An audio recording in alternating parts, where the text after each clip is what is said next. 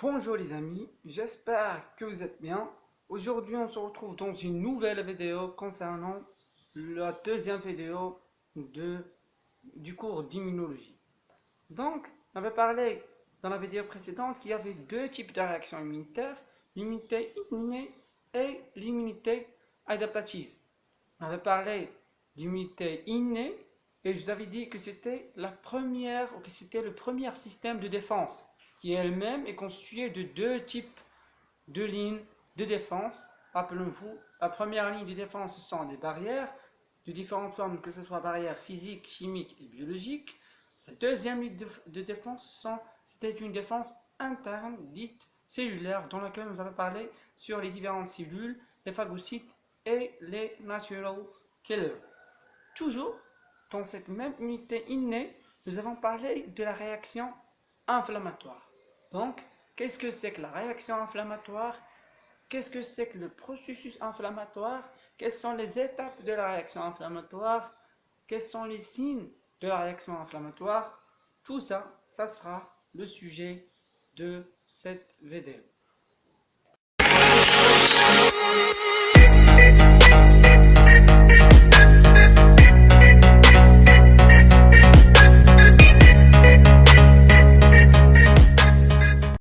Eh bien, on commence à la baraktillah. La réaction inflammatoire, comme vous voyez ici dans la diapo, la réaction inflammatoire, c'est la réaction de l'organisme face à une agression. Cette agression peut être diverse. Il peut être exogène, comme il peut être endogène. Exogène, c'est-à-dire d'origine externe. Endogène, c'est-à-dire d'origine interne. D'accord? Pour ce qui est de l'agression d'origine externe. Externe, ça veut dire exogène. Elle peut avoir différentes natures. Ça peut être une agression physique, d'accord?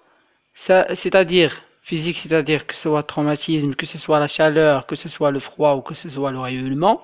Traumatisme, qu'est-ce que ça veut dire un traumatisme? Un traumatisme, c'est un choc. Donc, ça peut être d'origine traumatique, ça peut être de la chaleur, ça peut être une exposition à un feu, donc une brûlure, ça peut être le froid, ça peut être un rayonnement, etc., etc. Tout ça, ce sont des agressions physiques exogènes. L'agression peut être non pas physique, mais aussi chimique. Par exemple, l'exposition à des acides ou l'exposition à des corps étrangers. Si par exemple, si je prends un morceau de verre ou un morceau de bois ou un morceau ou une épine dans le doigt, eh bien c'est une agression de mon organisme d'origine chimique. Cette agression, l'agression peut être aussi d'origine biologique. Aussi, quand j'ai dit biologique, c'est infectieux. Infectieux, ça veut dire d'origine infectieuse. Pour l'origine infectieuse, tout ce que vous connaissez, les bactéries, les virus, les champignons, les lévires, tout ce que vous voulez. Ça, c'est pour l'agression biologique ou infectieuse exogène. Mais, d'après, on a cité aussi ici les agressions exogènes, que ce soit physique, chimique ou biologique. Mais l'agression peut être aussi d'origine interne, d'origine endogène, par exemple, comme j'ai écrit ici, les réactions THS, les réactions d'hypersensibilité, ou encore, d'un conflit immunitaire. On parlera tout à l'heure de la réaction antigène-anticorps. Sont des réactions, ça va créer une agression endogène, que ce soit la réaction antigène-anticorps ou que ce soit la réaction d'HS, la réaction d'hypersensibilité. On parlera tout à l'heure. Et donc, cette cause traumatique physique, cette cause infectieuse, cette cause chimique, tout ça, ça va créer un signal de danger. Ce signal va provoquer une réaction inflammatoire. Enfin, notre organisme va déclencher une réaction inflammatoire pour lutter contre ces agressions.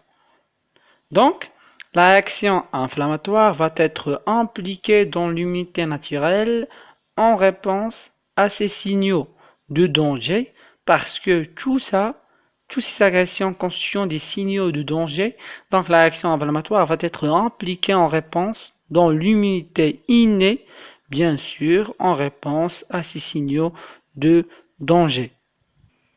Et donc, la réaction inflammatoire, vous allez voir tout à l'heure, vous allez me dire la réaction inflammatoire, c'est négatif.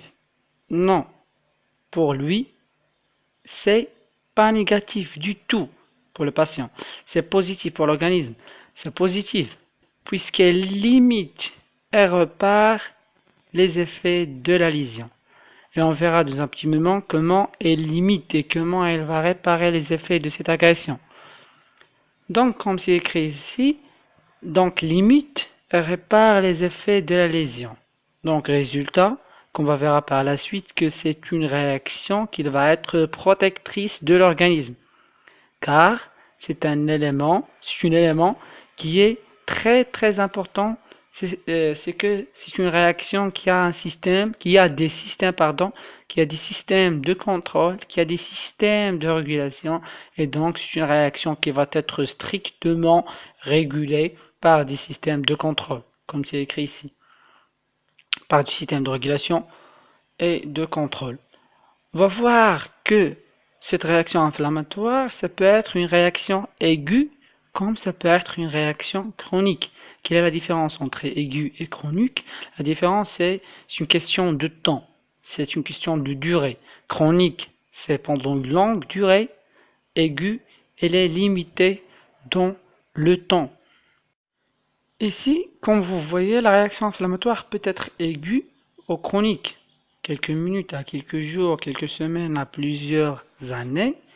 Elle peut être locale comme elle peut être générale. Locale, pardon. On verra tout à l'heure, ça peut être localisé à un endroit, un genou, la gorge, les poumons, les bras, un endroit bien précis. Et généralement, il a deux possibilités. S'il est adapté, elle est protectrice. Si elle est inadaptée ou mal contrôlée, à ce moment, on va tomber dans la pathologie, on va tomber dans la chronicité. D'accord? Je reviens à mon texte. On a dit aigu, chronique, c'est-à-dire avec une histoire de temps. Ensuite, on a dit local ou général. Ça, est-ce que ça va se limiter à un organe ou alors ça va s'étendre à tout l'organisme? Et enfin, c'est une réaction ici caractérisée par 4 signes cliniques, comme c'est indiqué dans la diapo, qui sont la rougeur, la chaleur, la douleur et l'œdème. D'accord? Ça sont donc les 4 signes classiques. Pardon, œdème, qu'est-ce que ça veut dire? Qu'est-ce que c'est-à-dire? Ça veut dire que œdème, ça veut dire gonflement. Et donc, on peut dire que les 4 signes cliniques sont la rougeur, la chaleur, la douleur et la tumeur. Donc ça, ce sont les 4 signes cliniques. Voilà pour les caractéristiques de la réaction inflammatoire. Et on passe au processus inflammatoire. Le processus inflammatoire, c'est un processus qui évolue toujours en 3 phases. D'abord, il va y avoir une phase d'initiation. Initiation, ça veut dire démarrage, d'accord? Et une phase d'initiation qui est une phase vasculaire, ça veut dire il se déroule dans les vaisseaux. Cette première phase est une phase d'initiation qui est une phase vasculaire. Alors, dans cette phase, qu'est-ce que ça va se passer? On va avoir premièrement l'activation de certaines cellules.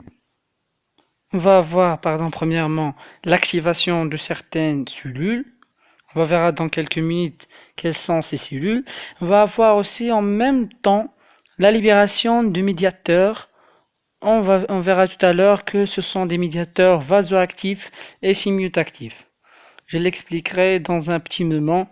D'accord? Ça, c'est pour la première phase. La deuxième phase, c'est une phase d'amplification. Qu'est-ce que ça veut dire amplification? Ça veut dire augmentation, ça veut dire grandir. La phase d'amplification est une phase cellulaire. D'ailleurs, la première était vasculaire, la seconde est cellulaire.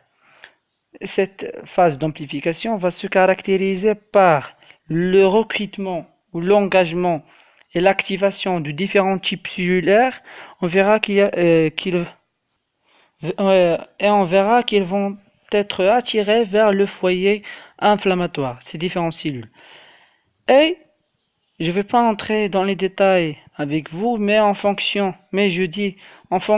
peux dire que en fonction de la cause de la réaction inflammatoire, on n'a pas toujours les mêmes cellules. Parfois, ce sont les polynucléaires, surtout les neutrophiles. Parfois, ce sont les mononucléaires. Ça varie en fonction de l'agent causal de l'inflammation. Bien sûr, tout ça, ça va passer au niveau du foyer inflammatoire.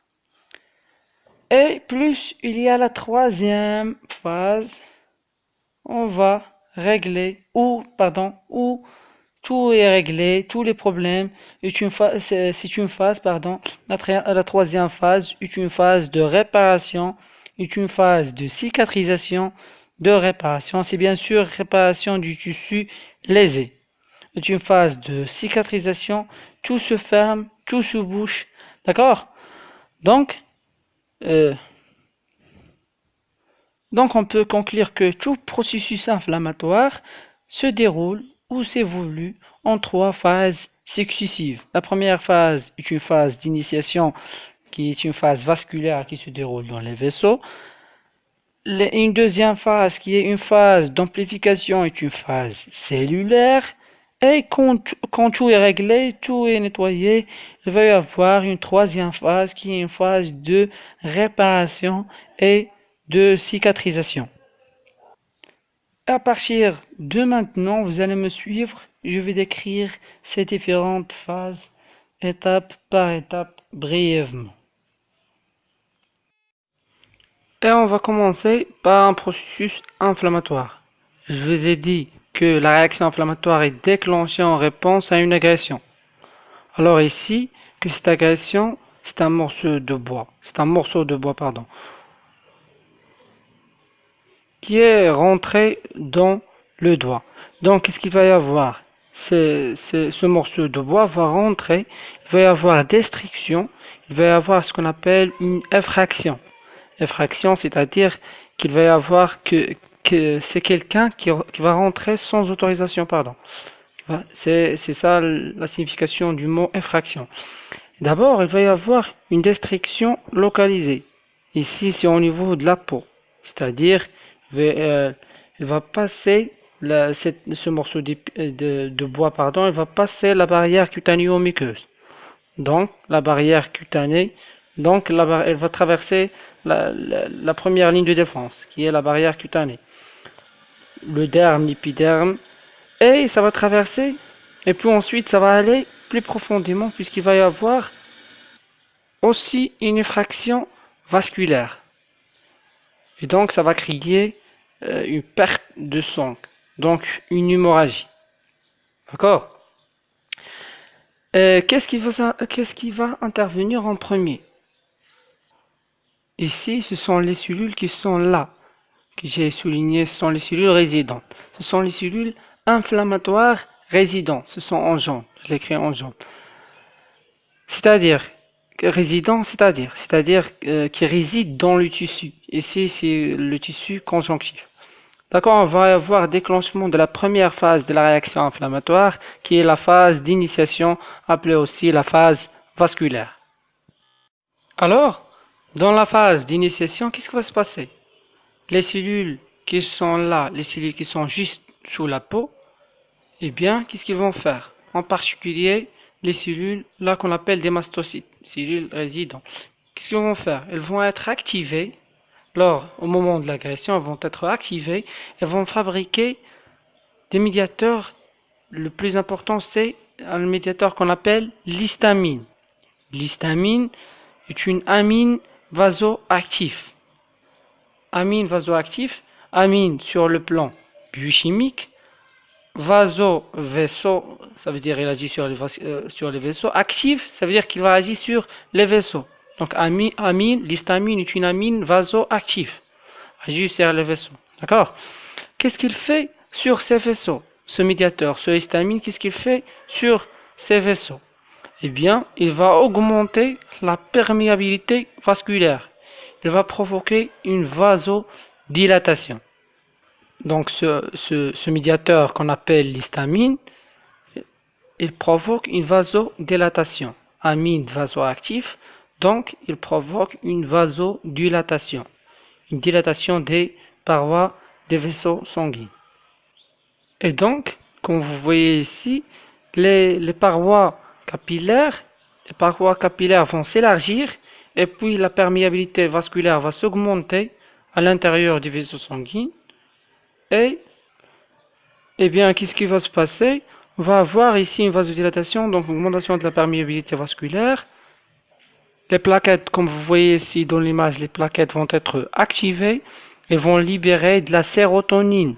La sérotonine aussi a un effet vasoactif, provoque aussi une vasodilatation. D'accord? Donc le résultat, c'est à partir du moment où il va y avoir une augmentation de la perméabilité vasculaire, il va y avoir le liquide qui va partir.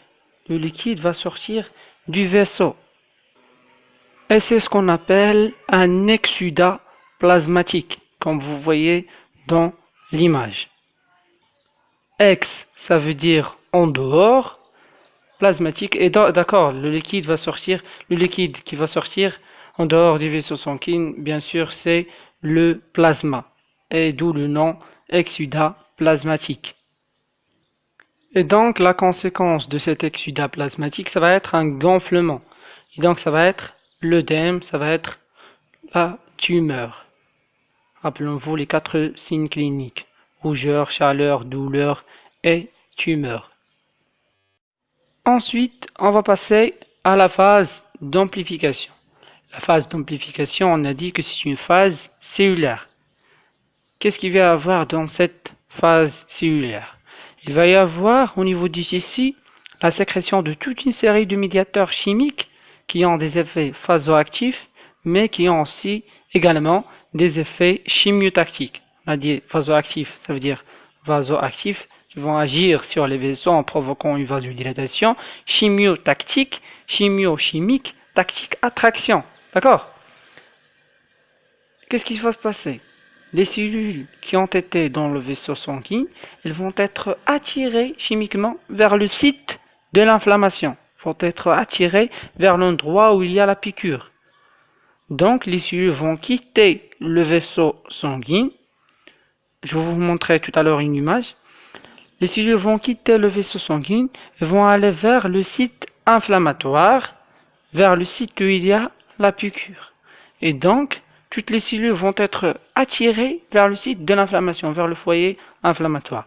Cette sortie des cellules du vaisseau sanguin, eh bien, qu'est-ce qui va se passer? D'abord, les cellules vont commencer à exprimer des molécules d'adhérence. Premièrement, adhérer, ça veut dire quoi? Adhérer, ça veut dire coller à quelque chose. Donc, les cellules vont se coller, vont s'adhérer à la paroi de l'endothélium vasculaire. C'est ce qu'on appelle la margination. Ensuite, il va y avoir la diapédèse, le phénomène de diapédèse. La diapédèse, je vais vous montrer tout à l'heure un schéma et vous comprenez mieux. La diapédèse, c'est la cellule va sortir du vaisseau sanguin et va se diriger vers le site de l'inflammation. Et donc, comme vous voyez ici dans cette image, malgré que c'est une image en anglais, voilà ici les cellules qui sont violettes, ce sont les neutrophiles. Il est écrit neutrophils enter blood from bone marrow, sont des cellules, sont les neutrophiles.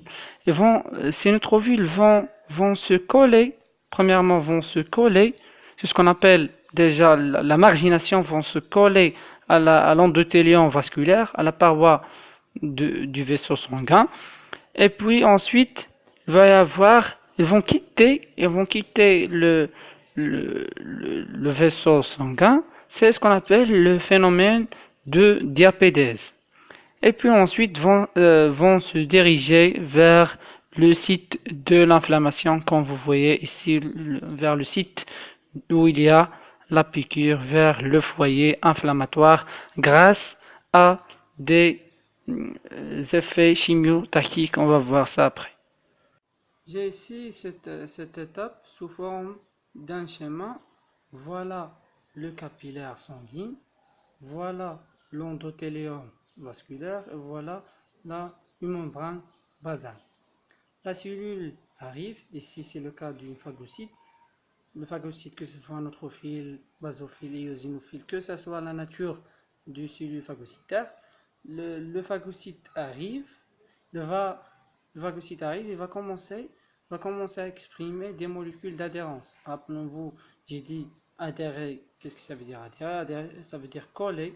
Donc il va commencer à se coller à l'endothélium vasculaire. Donc c'est ça le phénomène de margination. Ensuite,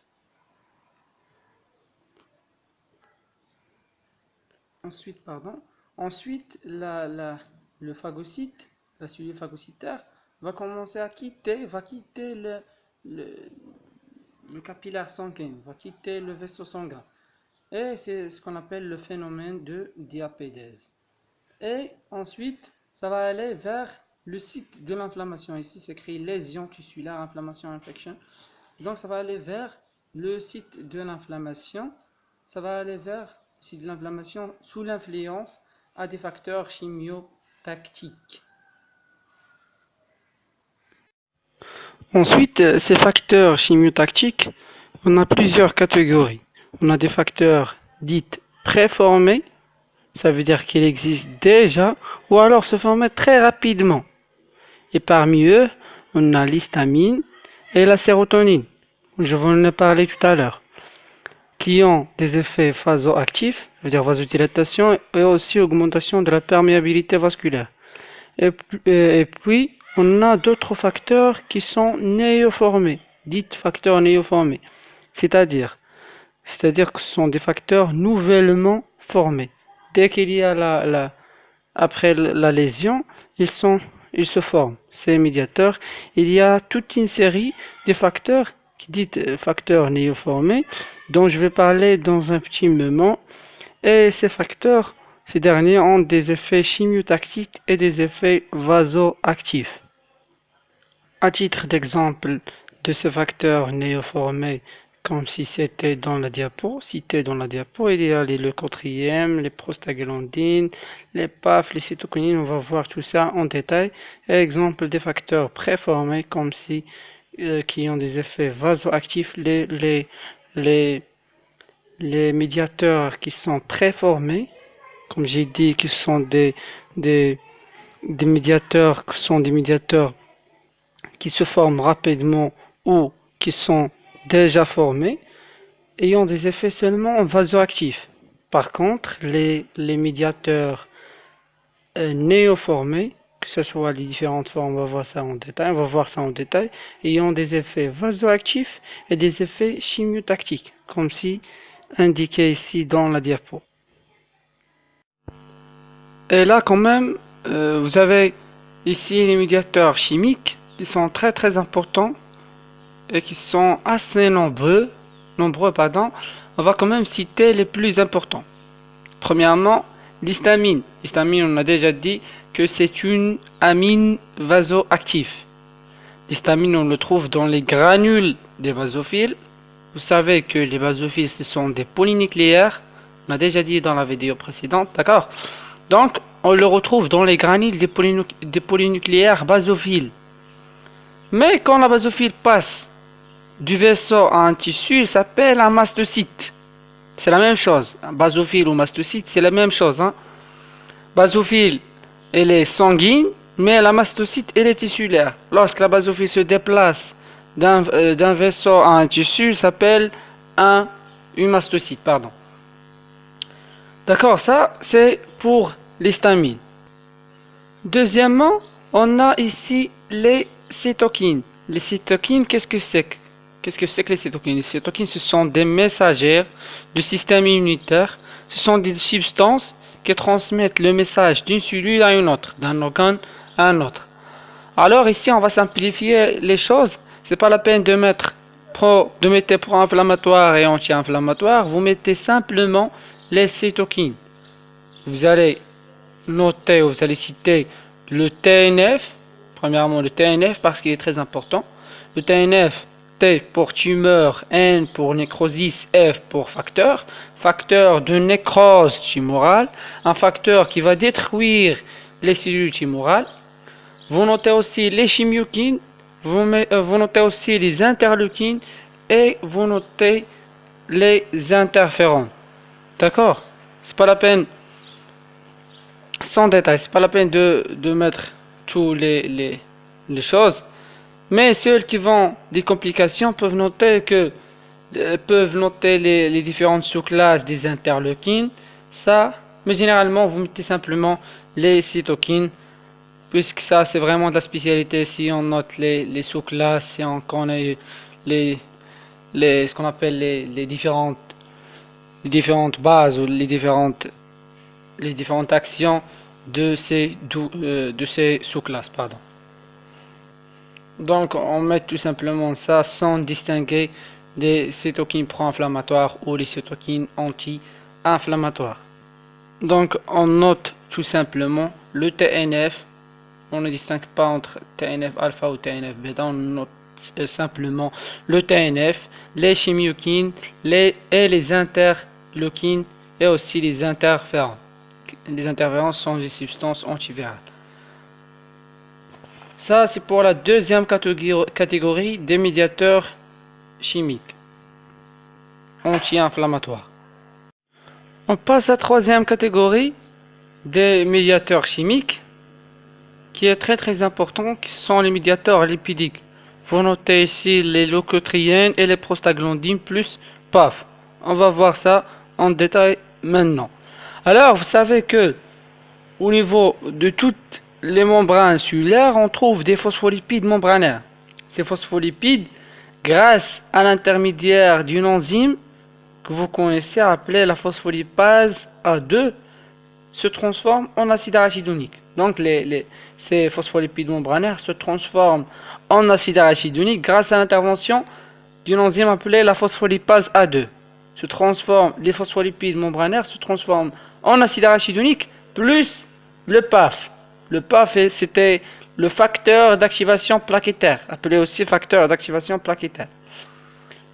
Donc, cet acide arachidonique va se transformer aussi à son tour selon deux voies, soit par l'intervention d'un complexe enzymatique qu'on appelle le cyclooxygénase et la lipooxygénase, et s'il prend le premier voie, c'est-à-dire le voie du cyclooxygénase, ça va donner les prostaglandines. Selon ce schéma, ça va donner les prostaglandines. Et les prostaglandines, il y en a beaucoup. Il y en a les PGA1, les PGA-D, les PGA-E, les PGA-F, etc., etc.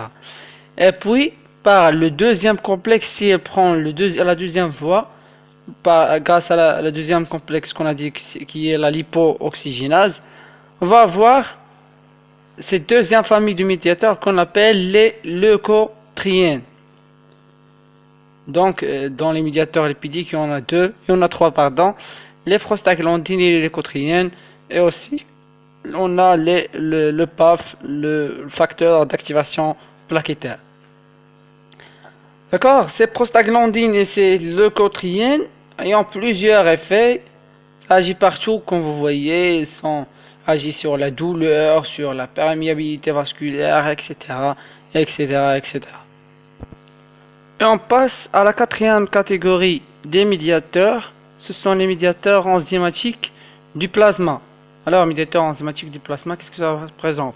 Vous notez premièrement, le système des kinines, système de la coagulation, système de la fibrinolyse et système du complément. Dans ces médiateurs enzymatiques, on a plusieurs facteurs, comme on a cité.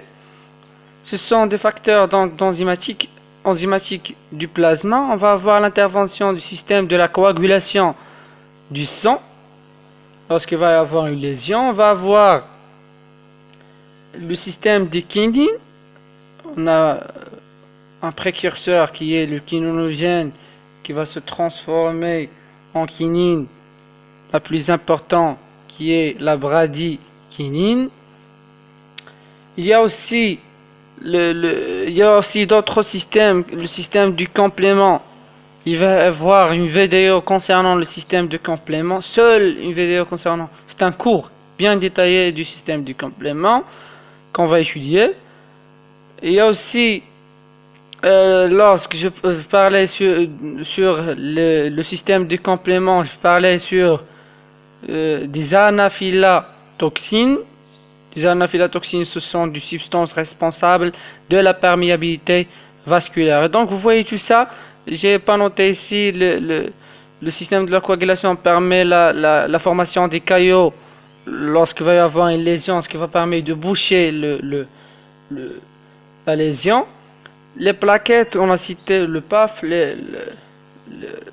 l'adhésion et l'agrégation des granulations, c'est responsable de la sérotonine.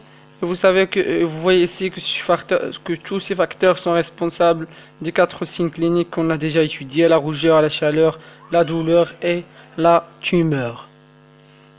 Vous voyez qu'il y a des facteurs vasoactifs, il y a des facteurs nociceptifs. Nociceptifs, c'est la transmission. Les récepteurs nociceptifs sont responsables à la douleur.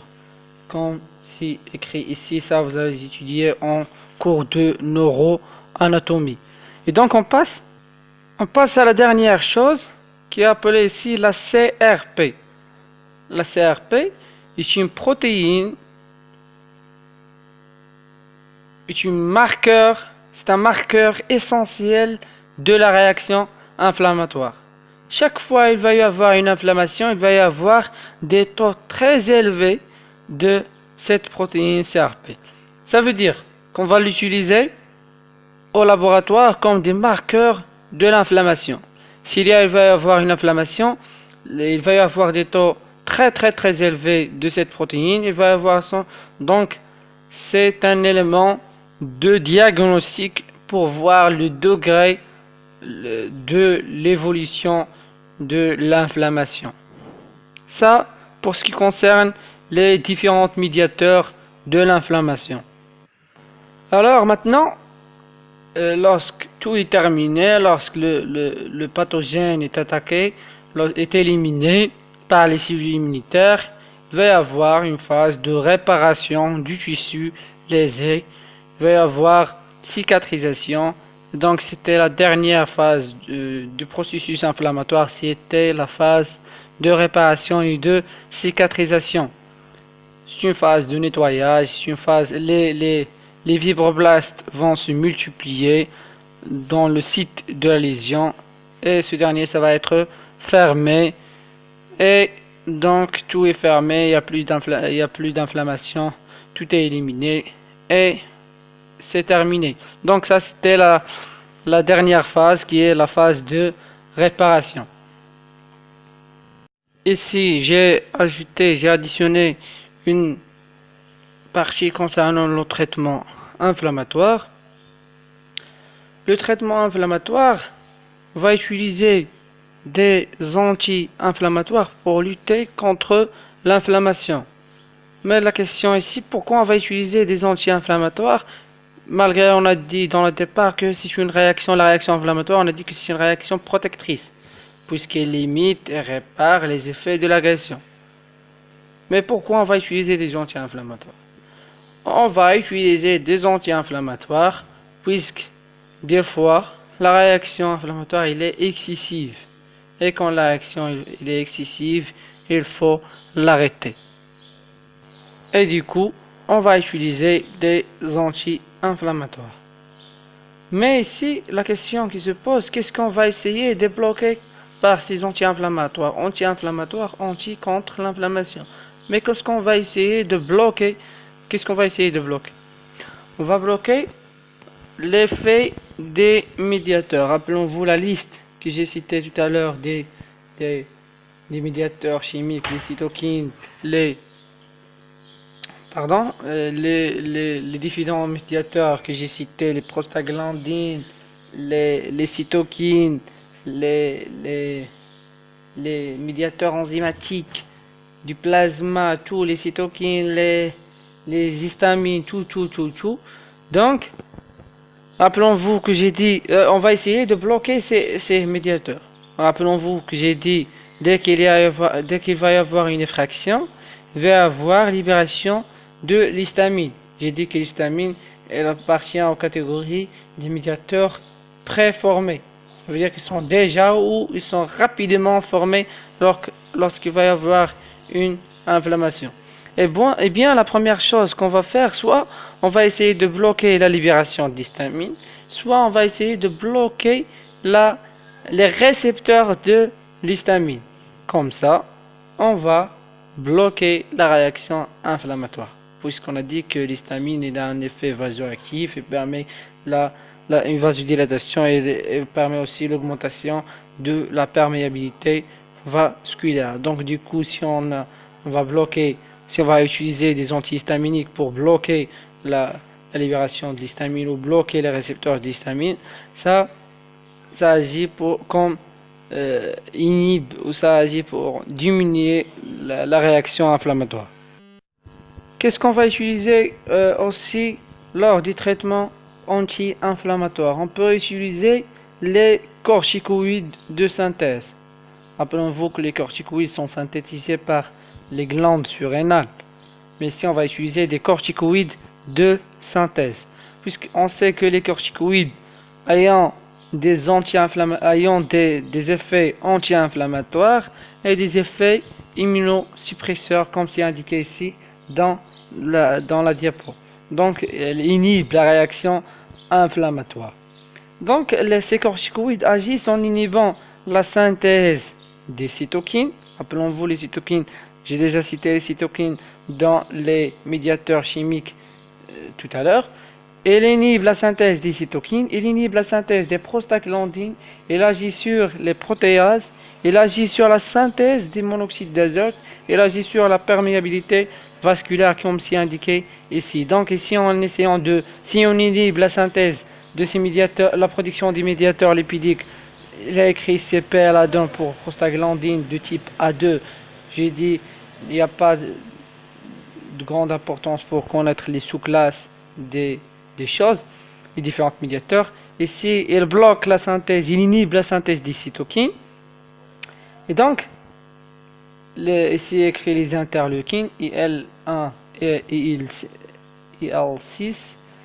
Et donc, si ils vont bloquer tout ça, ça va bloquer, ils vont inhiber, ils vont bloquer la réaction inflammatoire. Ces corticoïdes de synthèse, si elles agissent en inhibant tout ça, ils vont bloquer donc la réaction inflammatoire. Mais alors, le problème avec les anti-inflammatoires des corticoïdes de synthèse, c'est ce que ils ont des effets indésirables. Ils sont notés en bleu au bas de la diapo, puisqu'il augmente la concentration de la glucose dans le sang, donc interdit pour les diabétiques. Il provoque la réaction hydrosodée, donc il permet de la rétention de l'eau et de sel. Donc le patient va être gonflé. Il provoque aussi des problèmes digestifs puisqu'il augmente la sécrétion d'HCl au niveau de la muqueuse gastrique. Chez les patients âgés, ça sera des problèmes aussi au niveau des os, comme c'est indiqué ici, il agit sur l'ostéoporose, il provoque l'ostéoporose, des problèmes au niveau des os. Donc, on ne peut pas l'utiliser chez tout le monde. C'est pas possible puisqu'ils ont des effets indésirables. Donc, qu'est-ce qu'on va utiliser comme autre traitement anti-inflammatoire? Et donc, si c'est pas le cas, on va utiliser des anti-inflammatoires non stéroïdiens. Il est écrit ici AINS pour anti-inflammatoire non stéroïdien. Donc, l'exemple le plus connu pour ces anti-inflammatoires non stéroïdiens, il y en a l'aspirine, l'ibuprofène et l'endométacine. Mais l'avantage de ces anti-inflammatoires non stéroïdiens, que ce sont ayant également des effets antalgiques et des effets antipyrétiques.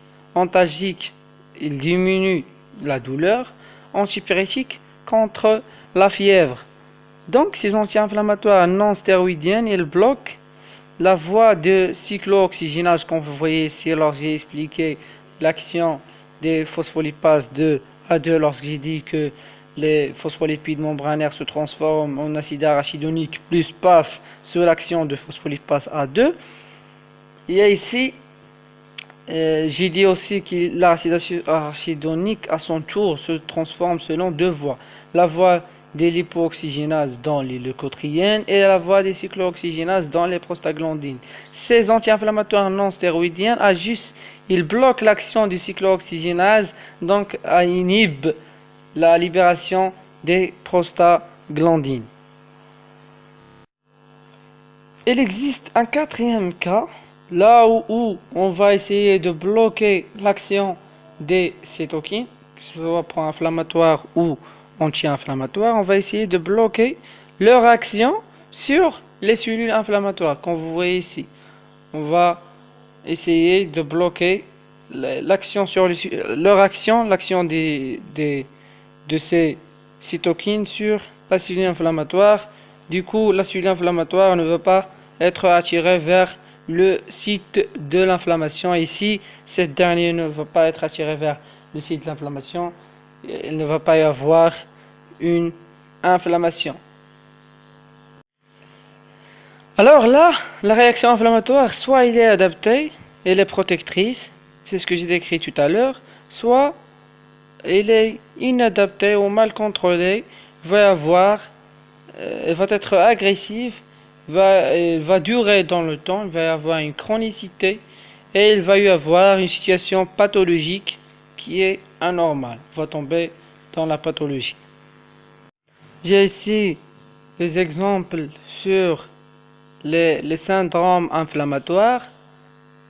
Il y a ici l'allergie, l'hypersensibilité, des pathologies infectieuses, parasito, virales, hépatite, des maladies auto-immunes, des maladies neurodégénératives, Parkinson, Alzheimer, dans les cancers, dans les métastases, l'action inflammatoire, ça se trouve partout. Et donc, comme bilan, on va partir d'un signal de danger qui est un morceau de bois, un morceau de verre, une épine, quelle que soit la nature de l'agression, qu'il soit physique, chimique, endogène ou exogène. Il va y avoir reconnaissance entre le PAMPS et le PRR.